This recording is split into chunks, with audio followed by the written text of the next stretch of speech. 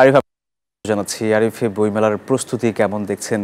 সব মিলিয়ে জানাবেন আমাদের। তার অর্থে বইমেলার যে প্রস্তুতি গতকাল আমরা দেখেছিলাম, আমি সেখানে নিজেও অংশগ্রহণ করেছিলাম। তো বইমেলায় সত্যিকারের প্রাণের উৎসবে পরিণত হয়েছিল, যেখানে বিভিন্ন বয়সী মানুষের একত্রিত হয়েছিল। যদিও আগে থেকেই আবহাওয়া অধিদপ্তর অর্থাৎ যুক্তরাষ্ট্রের নিউ ইয়র্কে আবহাওয়া অধিদপ্তর বলেছিল বিকেলে যে সময়টাতে উদ্বোধনী অনুষ্ঠান হওয়ার কথা সে সময় বৃষ্টি হবে, যে জন্য সবার একটু মন খারাপ ছিল। কিন্তু সত্যিকার অর্থে বৃষ্টি তখন হয়নি, বৃষ্টি হয়েছে অনেকক্ষণ পরে।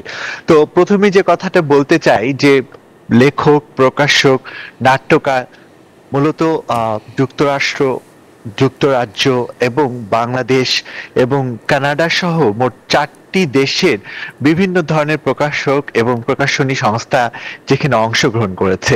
এখানে সবচেয়ে আকর্ষণীয় যে বিষয়টি ছিল সেটি হলো যে উদ্বোধনী যে অনুষ্ঠানে বাংলা ভাষা, বাংলা গান, নৃত্য সবকিছু মিলিয়ে একটা অন্যরকম আবহ ছিল।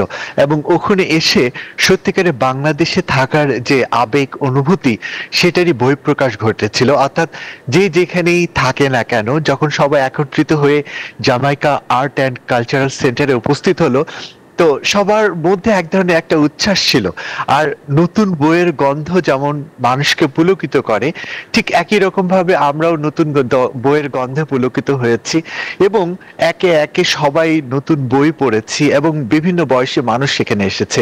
সবচেয়ে আকর্ষণ করার মতো ব্যাপার হলো যে নতুন প্রজন্ম অর্থাৎ যুক্তরাষ্ট্রের বড় হওয়ার নতুন প্রজন্ম নতুন বই এবং বাংলা ভাষা, বাংলা গানকে জানার জন্য এই মেলা এসেছিল। এবং এই মেলা আপনাকে বলে রাখি আজকে দ্বিতীয় দিন চলছে, আরো 2 দিন চলবে এবং 4 দিন ব্যাপী এই আয়োজনে বাংলা ভাষা, বাংলা গান, বাংলা সংস্কৃতিকে তুলে ধরার জন্য, মুক্তিযুদ্ধকে তুলে ধরার জন্য এখানকার মুক্তধারা ফাউন্ডেশন সব রকম প্রচেষ্টা চালিয়ে যাচ্ছে।